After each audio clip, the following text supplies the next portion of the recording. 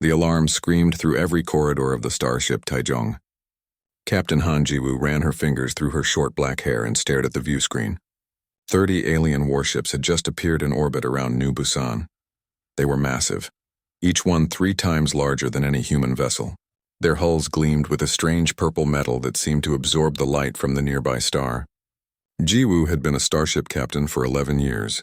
She had seen combat twice before, both times against pirates using stolen human technology. This was different. These ships belonged to something far more powerful, far more dangerous. The sensor readings made her stomach twist. Each alien vessel carried enough firepower to glass an entire continent. "Captain, we're being hailed," said Lieutenant Park Min-ho from the communications station. He was young, only 26, but he had steady hands and a calm voice even now. "They're using our own language." "Put it through," Jiwoo said. She straightened her uniform and faced the view screen.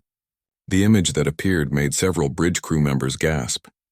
The alien stood nearly 8 feet tall, with 4 arms and skin that shifted between blue and green. Its eyes were huge and completely black like polished stones. When it spoke, its mouth didn't quite match the words, as if the translation system was struggling to keep up. "I am Commander Velrith of the Thessian Dominion," the alien said. Its voice was deep and carried an edge of amusement. "You will surrender your colony world within 1 rotation of your planet. Your species will become part of our empire. Resistance is not possible." Jiwoo kept her face blank. She had learned long ago not to show fear to bullies, whether they were human or alien. "This is Captain Han Jiwoo of the Earth Defense Fleet. New Busan is a sovereign human colony. We don't recognize your authority here." Velrith's mouth split into what might have been a smile. It showed far too many teeth. "Your recognition is not required, primitive. We have been traveling the stars for 50,000 of your years. We have conquered 600 species. Your little collection of metal ships cannot stop us." "Then why give us time to surrender?" Jiwoo asked. "Why not just attack?" "Because the Dominion is merciful," Velrith said. "We prefer to add new subjects without unnecessary damage. Your people can live useful lives under our guidance. You have 1 day to evacuate your military vessels and accept our terms. If you refuse," the alien gestured with one of its 4 hands, "well, your planet is quite beautiful. It would be unfortunate to burn it." The transmission ended. The bridge was silent for a moment. Then everyone started talking at once. Jiwoo held up her hand and the noise stopped. "Mingyu analysis. What are we facing?" Park Min-ho pulled up the tactical display. 4 battleships, 20 cruisers, and 6 carrier vessels. Each battleship alone could destroy our entire fleet. Their shields are reading at levels we can't match. Their weapons appear to be plasma-based, extremely high energy output. "What about weaknesses?" Jiwoo asked. Minyo shook his head. "Captain, I'm not seeing any. Their technology is at least 200 years ahead of ours, maybe more." From the engineering station, Choi Yuna spoke up. She was the chief engineer, a woman in her 40s who knew the Taizhong better than anyone. "Captain, their shields are powerful, but they're optimized for energy deflection. I'm seeing the same pattern we encountered with the Covenant forces back in the Mars conflict." Jiwoo felt a small spark of hope. "Explain." "They're using layered energy barriers," Yuna said. "Multiple frequencies, overlapping fields. It's incredibly effective against lasers, plasma weapons, particle beams. Anything that throws energy at them just gets absorbed or redirected." "But?" Jiwoo prompted. "But energy shields have always had the same weakness," Yuna said. "They're not designed to stop solid matter moving at high speeds. They're made to disperse energy, not absorb kinetic force." Minho turned in his chair. "Captain, are you thinking what I think you're thinking?" Jiwoo nodded slowly. "The railguns." A murmur ran through the bridge. The railguns were considered backup weapons by most of the fleet. Humanity had developed them a century ago. Magnetic accelerators that could fire solid projectiles at incredible speeds. Most modern warships carried energy weapons as their primary armament. Railguns were seen as old technology, useful for close-range defense but not much else. "With respect, Captain," said Commander Lee Hyejin, the tactical officer, "the railguns won't penetrate those shields. Nothing we have will. The shields are designed to stop energy," Jiwoo said. "Not mass." "There's a difference. The aliens will have thought of that," Hyejin argued. "They've been conquering planets for thousands of years. They must have faced kinetic weapons before." "Maybe," Jiwoo said. "Or maybe they forgot." Maybe everyone they conquered was so impressed by energy weapons that they abandoned the old ways. We didn't. We kept both. She pulled up the fleet roster. The Taizhong had 3 sister ships in orbit, the Sejong, the Guanggedo, and the Gojong. Together they carried 36 railgun batteries. Each battery could fire tungsten penetrators at 3% of light speed. The rounds were simple, solid metal rods, no explosives, no fancy technology. Just mass and velocity. Yuna, how long to recalibrate all railgun systems for maximum penetration? Jiwoo asked. The engineer checked her displays. 18 hours if we push it. We'll need to adjust the magnetic coils, recalculate firing solutions, and sync all 4 ships together. Do it, Jiwoo said. Minho, contact the other captains. Tell them to prepare for coordinated strike. Hyejin, start running simulations. I want to know exactly where to hit those ships for maximum effect. Captain, Hyejin said quietly, what if you're wrong? What if the railguns don't work? Jiwoo looked at the view screen where the alien fleet hung in space like dark gods. Then we lose. But we lose fighting. I'm not handing over 2 million colonists to an empire that thinks we're primitives. The next hours were chaos. Engineers worked frantically to prepare the weapon systems. The other 3 captains agreed to Jiwoo's plan, though she could hear the doubt in their voices. Down on New Busan, evacuation transports began moving civilians to underground shelters. If the aliens attacked the planet, the shelters might buy people a few extra hours of life. It wasn't much, but it was something. Jiwoo stood in her ready room, looking at a small display case on the wall. Inside was an antique pistol from Earth more than 200 years old. It still worked. She had fired it once at a range, feeling the kick of chemical propellant pushing a lead bullet down a rifled barrel. Ancient technology, primitive. But it had put a hole in the target just fine. Her door chimed. Come in, she said. Park Minho entered carrying a datapad. Captain, we're picking up Thessian transmissions. They're talking about us. I think you should hear this. He played the recording. Felrith's voice came through, speaking to his fellow commanders. The humans are preparing their kinetic weapons. Yes, the ones that throw metal projectiles. I reviewed their specifications. Amusing, isn't it? They still use technology that our ancestors abandoned 20,000 years ago. Let them fire their little rocks. Our shields will hold. After tomorrow, we will add these stubborn primitives to our collection. They will make adequate laborers once they understand their place. The recording ended. Minho looked worried. Captain, they know our plan. They're not concerned at all. Jiwoo smiled, but there was no humor in it. Good, let them be confident. Confidence makes people careless. She looked back at the antique pistol in its case. Sometimes the old ways worked. Sometimes the simple answer was the right answer. Tomorrow the entire galaxy would learn that lesson. The countdown had begun. The engineering deck of the Taizhong hummed with activity.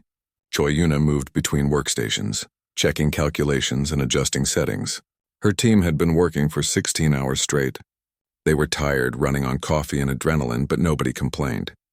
Every person on the ship knew what failure meant. Increase magnetic field strength in coils 7 through 12, Yuna ordered. We need consistent acceleration across the entire barrel length. A young technician named Kim Deho looked up from his console. Chief, if we push the coils any harder, we risk burning them out after a few shots. If we don't push them harder, the shots won't matter, Yuna replied. She wasn't being cruel. It was just math.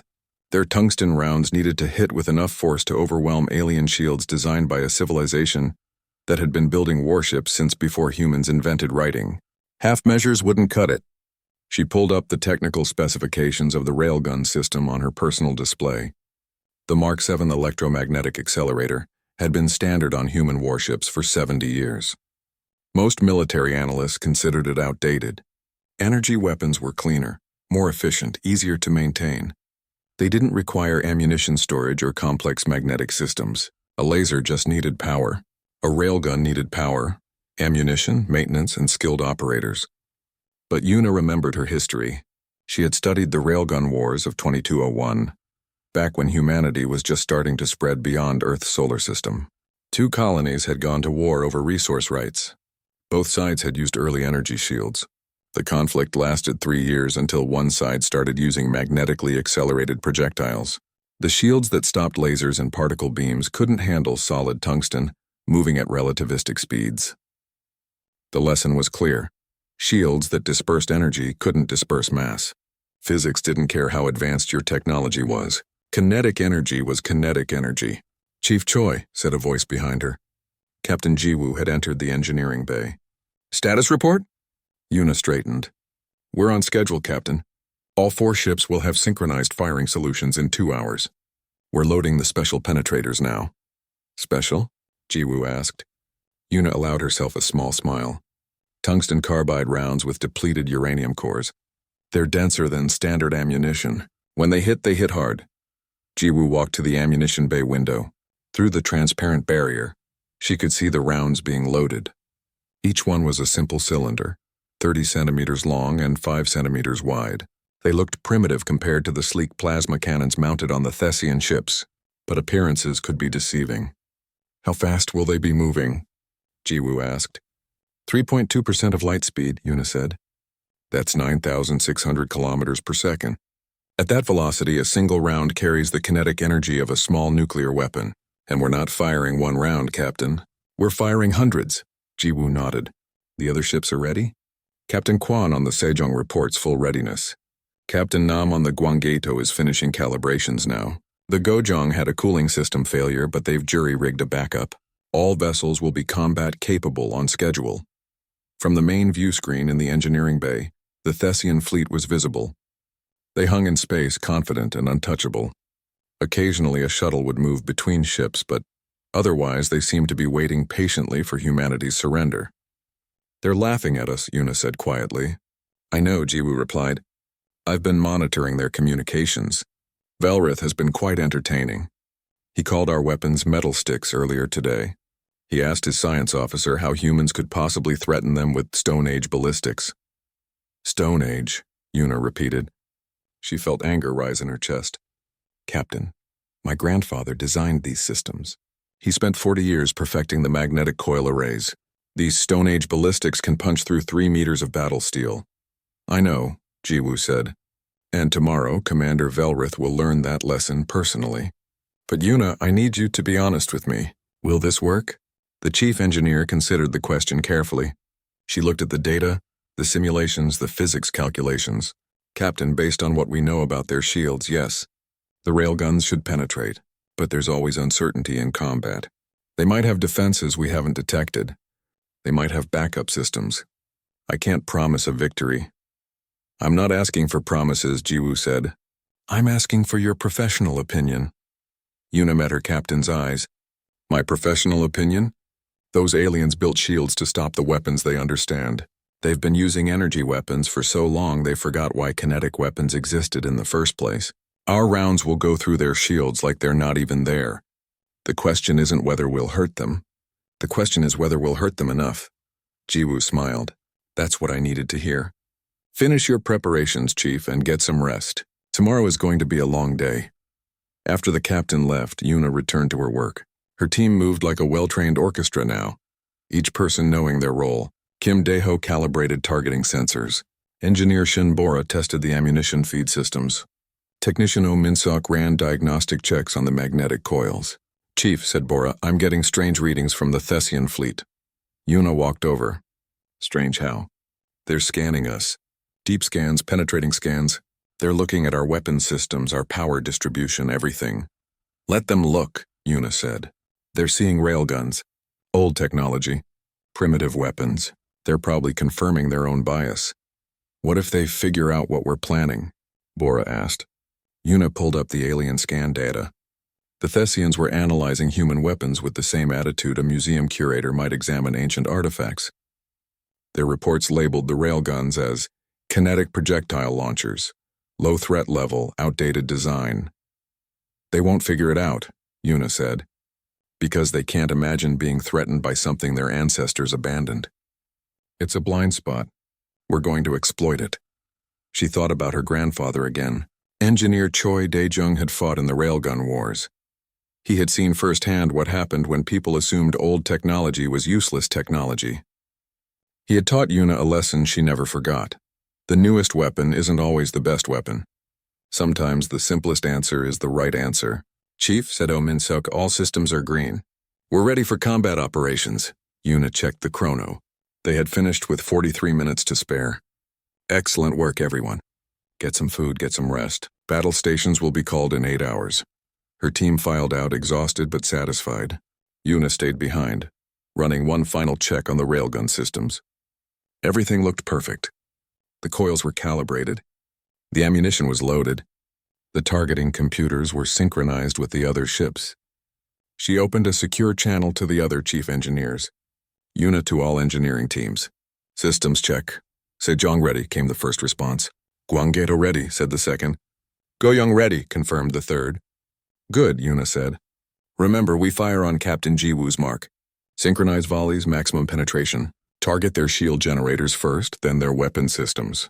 We get one chance at surprise. Make it count. The other engineers acknowledged and signed off.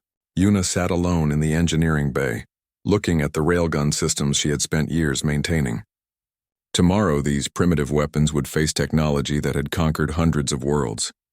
She thought about what the Thessians would say if they could hear her thoughts. They would probably laugh.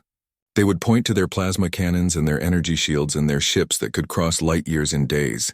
They would ask how simple magnetic accelerators could possibly compete. Una smiled. Tomorrow they would get their answer. Tomorrow the universe would remember why humanity never abandoned the old ways. Because sometimes throwing a rock really fast was all you needed. She ran her hand along the railgun housing, feeling the cool metal under her fingers. Do your job tomorrow, she whispered to the machine, and we'll show these aliens what primitive really means. The bridge of the Taichung was silent. Every station was manned. Every system showed green. Captain Han Jiwoo sat in her command chair, watching the countdown timer tick toward 0. 24 hours had passed since Commander Velrith's ultimatum. The time for talk was over. All ships report ready. Captain, said Park Min-ho. His voice was steady despite the tension that filled the air like electricity before a storm. Jiwoo looked at the tactical display. The 4 human ships had positioned themselves in a diamond formation, giving them overlapping fields of fire. The Thessian fleet remained in orbit, arranged in a loose sphere around New Busan. They looked relaxed, confident. Velrith's flagship, a massive vessel called the Eternity's Reach, hung at the center of the formation like a dark jewel. Captain, said Commander Lee Hyejin from Tactical, the Thessian flagship is powering up weapons. Looks like they're preparing for orbital bombardment. Jiwoo felt her jaw tighten.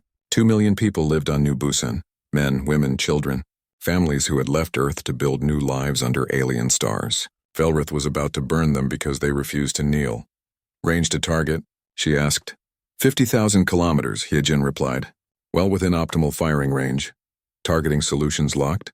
All 4 ships have firing solutions, Captain. We're ready. Jiwoo took a deep breath. This was it. The moment that would decide everything. If her plan failed, humanity would lose more than a battle. They would lose their independence, their freedom, their future. But if she did nothing, they would lose anyway. She opened a channel to the other 3 captains. Their faces appeared on her screen. Captain Kwon Taejin of the Sejong, Captain Nam Jisok of the Gwanggaeto, and Captain Im Soo-jin of the Gojong. All of them looked as tense as she felt. Captains, Jiwoo said, in about 30 seconds we're going to start a fight with a fleet that has conquered 600 worlds. They think we're primitive. They think our weapons are toys. Let's teach them otherwise. For New Busan, for Earth, for humanity. The other captains nodded. For humanity, they echoed. Jiwoo closed the channel and looked at her crew. All stations, battle ready. Hyejin, you have firing control. On my mark? Yes, Captain, Hyejin said. Her fingers hovered over the controls. The seconds crawled by. Jiwoo watched the Thessian flagship charge its main weapons. Velrith was taking his time, probably enjoying the moment. He thought this was already over. He thought the humans would watch helplessly as his plasma cannons destroyed their colony. He was wrong. Mark, Jiwoo said. The Taichung shuddered as all 9 of its railgun batteries fired simultaneously. The magnetic coils pulsed with incredible power, accelerating tungsten rounds to 3% of light speed in less than a second. On the view screen, the rounds were invisible, moving too fast for the human eye to follow. But the sensors tracked them perfectly. The other 3 human ships fired at the same moment. 108 rounds screamed through space toward the Thessian fleet. The aliens had exactly 0.4 seconds to react before impact. The Thessian shields activated automatically. Energy barriers flared to life, multiple overlapping fields designed to absorb and deflect incoming fire. The shield systems had been built by engineers who had studied warfare for millennia. They could withstand direct hits from plasma cannons, particle beams, and fusion warheads. They were considered impenetrable. On the Eternity's Reach, Commander Velrith watched the human attack with amusement. His tactical officer reported the incoming projectiles. Solid metal, no explosive payload, no guidance systems, just dumb chunks of tungsten flying in straight lines. The shields would stop them effortlessly. "Primitive," Velrith said to his bridge crew. "Watch how our shields handle their toys." The first round hit the shields of a Thessian cruiser. The energy barrier flared bright purple, dispersing the impact across its entire surface. For a fraction of a second, it seemed like Velrith was right. The shields were holding. Then physics caught up. The tungsten round wasn't an energy weapon. It didn't push against the shield trying to burn through. It simply carried enormous kinetic energy, and that energy had to go somewhere. The shield tried to disperse it, but you can't disperse mass. You can only move it or stop it. The shield failed. The round punched through the energy barrier like it wasn't there. It hit the cruiser's hull at 9,600 kilometers per second. At that speed, the tungsten didn't just penetrate the armor. It vaporized everything it touched, creating a superheated jet of plasma that burned through the ship like a cutting torch through paper. The cruiser exploded. On the Taizhong's bridge, cheers erupted. The tactical display showed the first kill, then a second, then a third. The tungsten rounds were cutting through the Thessian fleet like bullets through tissue paper. "Shields are ineffective," shouted Hyejin. "Direct penetration on all targets. Massive damage reports across their fleet." Jiwoo allowed herself a tight smile. "Continue firing. Target their shield generators and weapon systems. Don't give them time to adapt." The railguns fired again, and again, and again. Each volley sent dozens of tungsten penetrators screaming toward the enemy. The Thessian shields kept activating, kept trying to stop the rounds, and kept failing. The aliens had built their defenses to stop energy. They had forgotten how to stop mass. On the Eternity's Reach, Commander Velrith stood frozen in shock. His tactical display showed disaster. 3 cruisers destroyed, 5 more severely damaged. His own flagship had taken a hit to the port engine cluster. Alarms blared throughout the ship. "Shields at maximum," Velrith roared. "Why aren't the shields working?" His science officer, a Thessian female named Zala, frantically checked her instruments. "Commander, the shields are working. They're dispersing the energy from the impacts. But these weapons aren't energy-based. They're kinetic. Solid matter moving at relativistic speeds. The shields can't stop them because they're not designed to stop them." "That's impossible," Velrith said. "No civilized species uses kinetic weapons. They're inefficient, outdated, primitive." "The humans are using them," Zala replied. "And they're effective." Another impact rocked the flagship. Velrith grabbed his command chair to steady himself. On his view screen, he could see human ships maneuvering, firing their ridiculous magnetic accelerators, destroying his fleet with technology his people had abandoned before humans learned to make fire. It was humiliating. "Return fire," he ordered. "Destroy those ships." The Thessian vessels began firing their plasma cannons. Brilliant streams of superheated gas crossed the space between the fleets. The human ships' shields flared as they absorbed the impacts. Unlike the Thessian shields, human defensive systems were designed to handle both energy and kinetic threats. They held but barely. "Shields down to 60%, reported the Taizhong's defense officer. "We can't take many more hits like that." "Keep firing," Jiwoo ordered. "Target the flagship. I want Velrith's ship disabled." The railgun spoke again. This time, all 4 human ships concentrated their fire on the Eternity's Reach. 45 tungsten rounds converged on Velrith's position. The flagship's shields blazed with light as they tried desperately to stop the barrage. They failed. Round after round punched through the energy barriers. The Eternity's Reach shuddered under the impacts. Armor plating exploded into vapor. Internal compartments vented atmosphere into space. The port engine cluster, already damaged, completely disintegrated. On the bridge, Velrith was thrown from his chair. Emergency lighting activated as main power failed. Zala pulled herself up from the floor, blood leaking from a cut on her forehead. "Commander," she said, "main engines are offline. We're adrift. Shield generators 3 and 5 are destroyed. We can't take another hit like that." Velrith stared at his tactical display through the smoke and sparks. His fleet, The mighty force that had conquered countless worlds was being torn apart by weapons that shouldn't have worked. How had this happened? How had these primitives defeated technology that had dominated the galaxy for millennia? The answer was simple, though Velrith didn't want to admit it. The Thessians had forgotten the old ways. They had become so focused on advancing their energy weapons that they had neglected the fundamentals. They had built shields to stop the threats they understood and ignored the threats they had forgotten. Humanity hadn't forgotten. "Order the fleet to retreat," Velrith said quietly. The words tasted like ash in his mouth, but he had no choice. Staying meant death. Fall back to the jump point. We need to regroup. But Captain Jiwoo had anticipated this. She had studied tactics her entire life. She knew that a retreating enemy would try to escape to the edge of the star system, where their faster-than-light drives could activate. She had planned for that. "Hyejin," she said calmly, "activate the surprise." Commander Lee Hyejin smiled. "Activating defense satellites now, Captain." Around the projected escape routes, automated platforms that had been drifting silent and dark suddenly came to life. Humanity had deployed them days ago, disguised as debris. Each platform carried a single coil gun, a cousin to the railgun that used similar principles. They weren't as powerful as the ship-mounted weapons, but they didn't need to be. The Thessian fleet ran straight into the trap. The Thessian fleet tried to run. 18 surviving ships, many damaged and bleeding atmosphere, turned away from New Busan and accelerated toward the edge of the star system. Commander Velrith's flagship limped along with the others, its engines sputtering and unreliable. The proud formation that had arrived to conquer humanity was now a broken mob fleeing in panic. Captain Han Jiwoo watched them go. On the Taijong's tactical display, the retreating aliens were heading straight for the trap she had prepared. The defense satellites waited in the darkness, silent and patient. She had positioned them 3 days ago, before the Thessians arrived. It had been a gamble. She couldn't have known for certain that the aliens would retreat along those exact paths. But she had studied warfare. She knew that fleeing ships always took the shortest route to safety. Human psychology and alien psychology weren't so different when fear took over. "Satellites in range in 30 seconds, reported Commander Lee Hyejin, all platforms showing green status. "Wait for my command," Jiwoo said. She wanted the Thessians deep in the kill zone. She wanted them surrounded. Let them get comfortable. On the bridge of the Eternity's Reach, Commander Velrith gripped his command chair and tried to understand what had gone wrong. His science officer Zala was still running calculations, trying to find a way to modify their shields to stop the human weapons.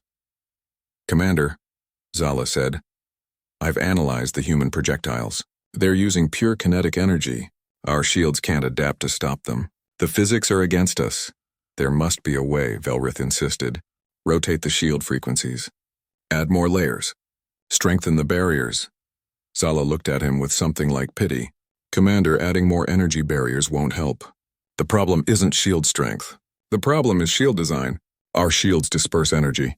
These weapons aren't energy. They're mass. To stop them, we would need physical armor, not energy fields. And our ships were built for speed and shields, not heavy armor." Velrith wanted to argue, but he knew she was right. The Thessian Dominion had spent 50,000 years perfecting energy weapons and energy defenses. They had forgotten that sometimes the simplest weapons were the most effective. A rock moving fast enough could crack open a mountain. It didn't matter if that mountain was protected by the most sophisticated energy shield in the galaxy. "How long until we can jump to faster than light?" he asked. 17 minutes, said his navigation officer. "We need to clear the planet's gravity well first." "Push the engines harder," Velrith ordered. "I want to be ready to jump the moment we're in range." Behind him, a junior officer spoke up nervously. "Commander, sensors are detecting something ahead. Multiple objects previously undetected." Velrith felt cold dread settle in his stomach. "What kind of objects?" "Small platforms, possibly automated weapons. They're powering up now." On the Taijong, Captain Jiwoo gave the order. "Activate satellites. Fire at will." 48 defense platforms opened fire simultaneously. Each one sent a stream of smaller tungsten rounds toward the fleeing Thessian ships. The satellites didn't have the power of the ship-mounted railguns, but they made up for it with numbers and positioning. The Thessians were caught in a crossfire from multiple angles. The results were devastating. A Thessian cruiser took 17 hits in 3 seconds. Its shields flared and failed. The rounds tore through the hull, shredding engines, weapons, and crew quarters. The ship broke apart in a cascade of explosions. 2 more cruisers died in the next 5 seconds. A carrier vessel lost its entire portside. The Thessian formation, already damaged and disorganized, completely collapsed. Ships scattered in all directions, trying desperately to escape the trap. "Helm pursuit course," Jiwoo ordered. "All ships continue firing. Don't let them regroup." The 4 human vessels accelerated after the Thessians. The Taejong shuddered as its railguns fired again. Park Minho coordinated targeting with the other ships, making sure each human vessel focused on different alien targets. No wasted shots. No mercy. "Captain," said Heejin, "the Thessian flagship is disabled. Dead in space. No engine power, minimal life support." Jiwoo studied the tactical display. Velrith's ship was floating helplessly, surrounded by debris from destroyed vessels. Other Thessian ships were trying to escape, but the satellite platforms and human vessels had them boxed in. It was over. The battle was won, but Jiwoo wasn't interested in just winning. She needed to send a message. "Cease fire on the flagship," she ordered. "Destroy any ship that tries to help it. I want Velrith alive." "Captain," said Minho, "the remaining Thessian ships are launching fighters. Looks like a desperation move. They're heading for New Busan." Jiwoo had expected this. A dying enemy often made one final strike, trying to hurt their opponent even in defeat. "How many fighters?" 236, Minho replied, armed with plasma missiles and energy weapons. "If they reach the planet, they could cause massive casualties before we stop them." "Activate point defense," Jiwoo said calmly. "All ships engage the fighters." The Taejong's point defense system came online. Unlike the main railguns, these were smaller, faster-firing weapons designed to stop missiles and small craft. They used the same principle as the larger guns, just scaled down. Magnetic accelerators fired streams of tiny tungsten pellets at incredible rates. The fighters entered range. The Taejong's point defense opened fire. Thousands of small rounds filled the space between the human ship and the incoming fighters. The pellets were only a few millimeters wide, but at relativistic speeds they hit like bombs. The first wave of fighters disappeared in a wall of metal.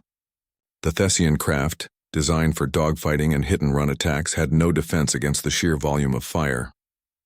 Their shields flickered and died. Their hulls came apart. In 10 seconds, 90 fighters were destroyed. The remaining craft tried to scatter, but the other human ships had deployed their point defense as well.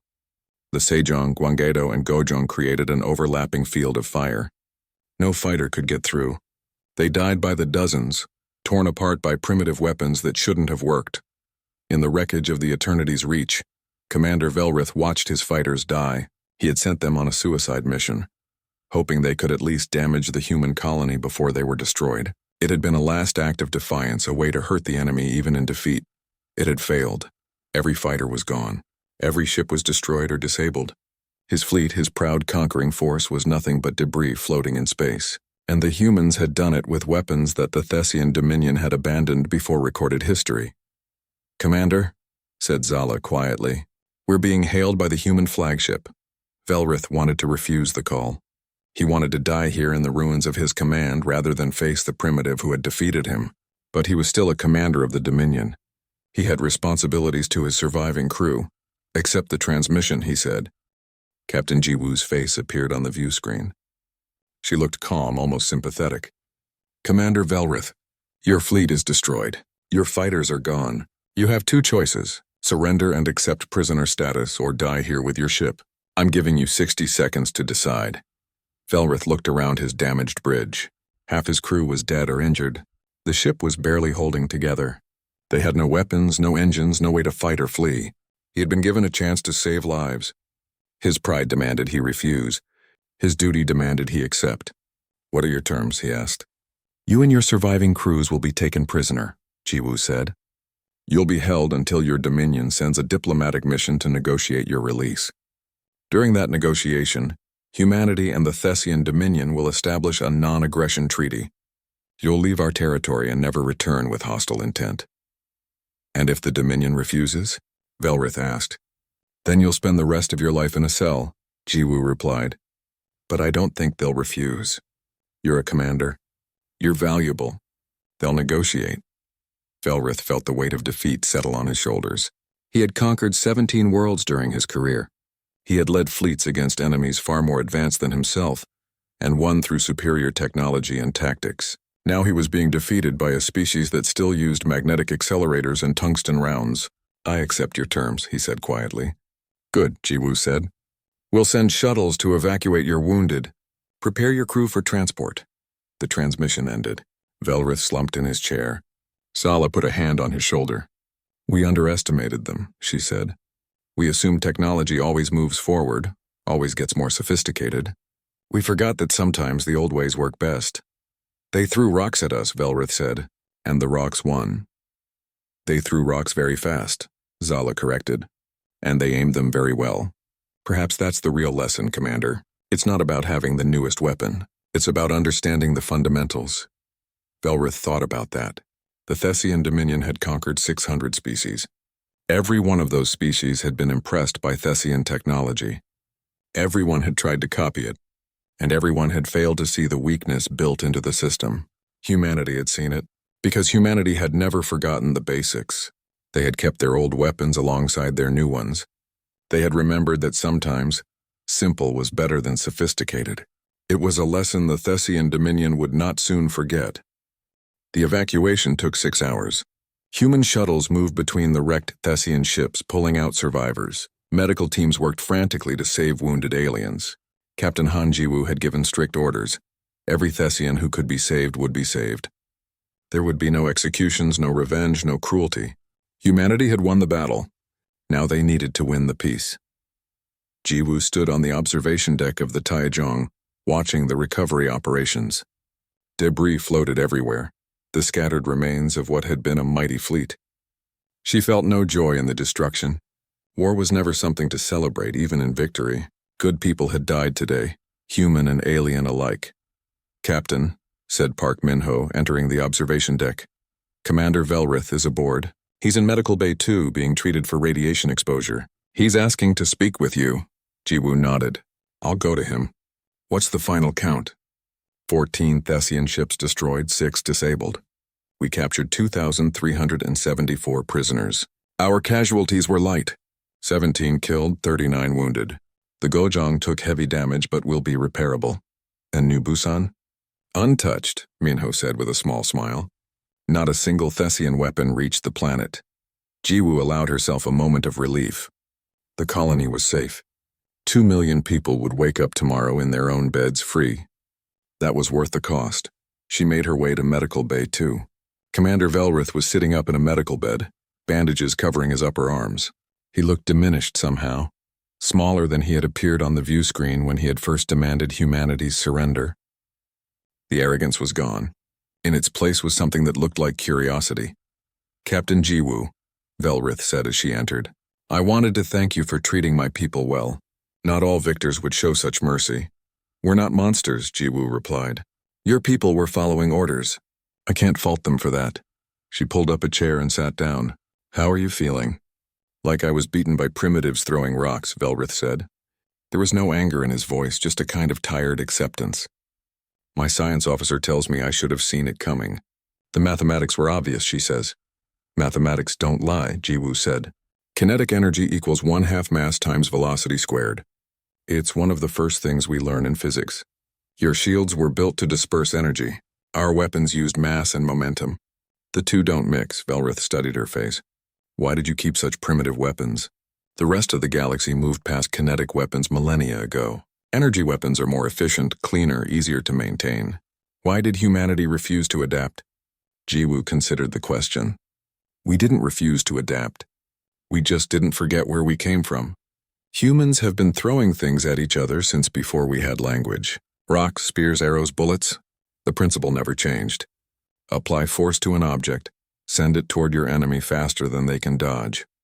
When we developed energy weapons, we didn't abandon kinetic weapons. We just made them faster. But why?" Velrith insisted. "Your railguns require complex maintenance. They need ammunition. They have recoil that stresses your ship's structure. Energy weapons are superior in almost every way." "Almost every way," Jiwoo agreed. "But not every way. Energy weapons can be absorbed, reflected, or dispersed. Kinetic weapons just are. They exist, they move. You can dodge them or you can build thick armor to stop them. But you can't just wave them away with a shield. That's the weakness we exploited.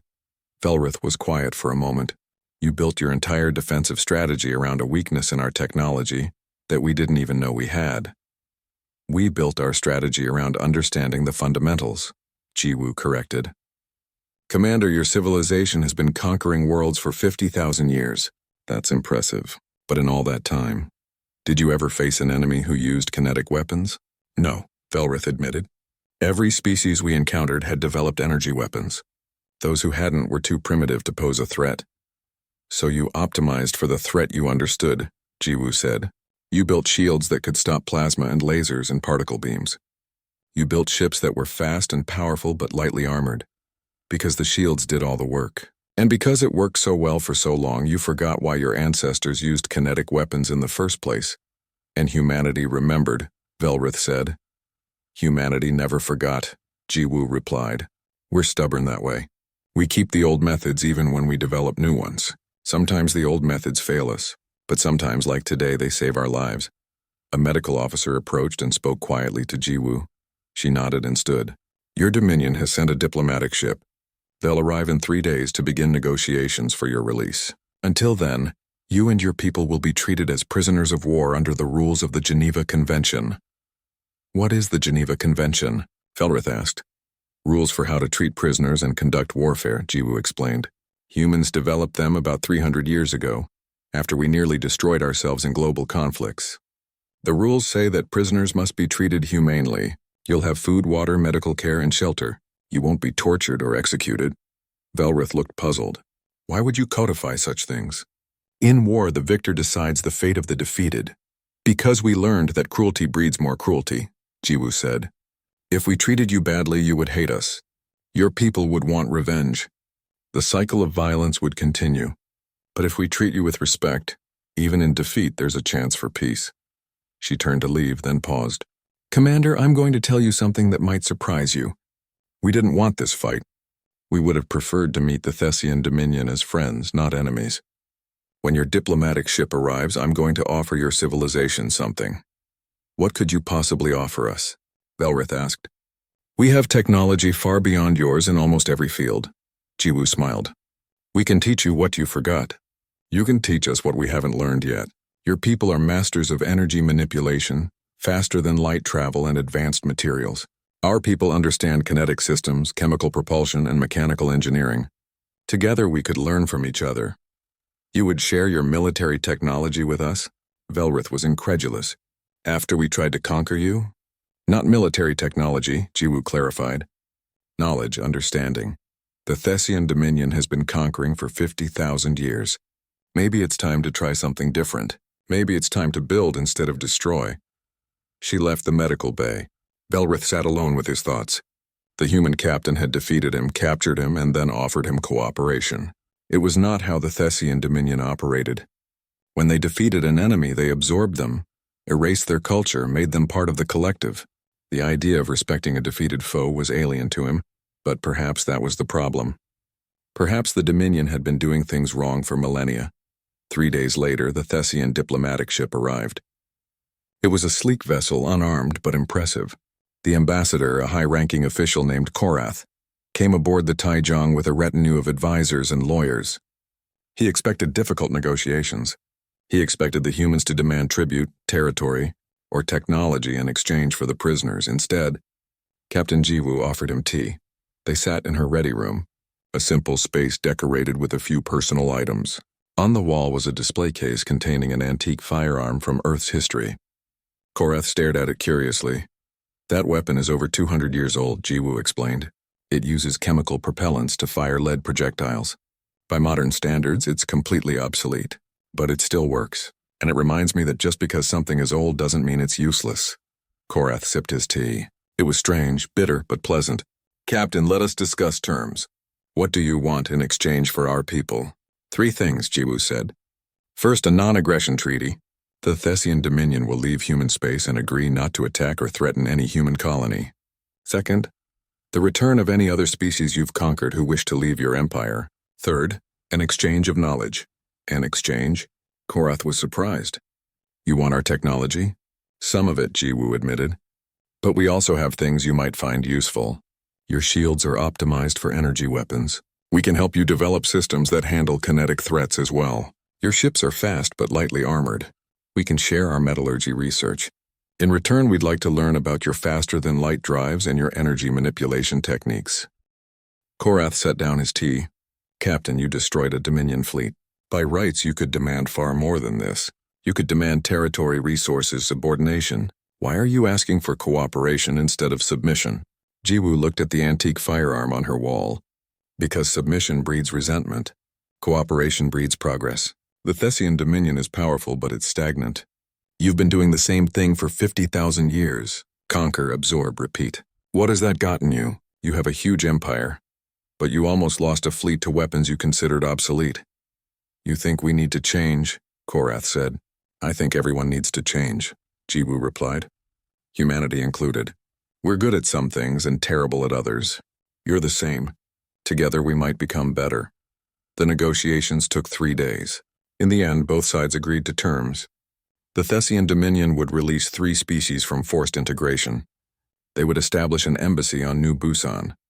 They would share selected technologies with humanity, and humanity would share their kinetic weapons research in return. Most importantly, there would be peace. On the day Commander Velrith was released, he asked to speak with Jiwoo one final time. They met in the shuttle bay as Thessian prisoners boarded transports. "Captain," Velrith said, "I have been thinking about what you said, about remembering the fundamentals. I want to tell you something. When I return to the Dominion, I will recommend that we change our military training. We will study kinetic weapons again. We will remember what we forgot." "Good," Jiwoo said. "And remember something else, Commander. The goal of warfare isn't to win battles. It's to achieve objectives. We wanted to be left alone. You wanted to expand your empire. We both got what we wanted and nobody has to die anymore." Velrith extended one of his 4 hands.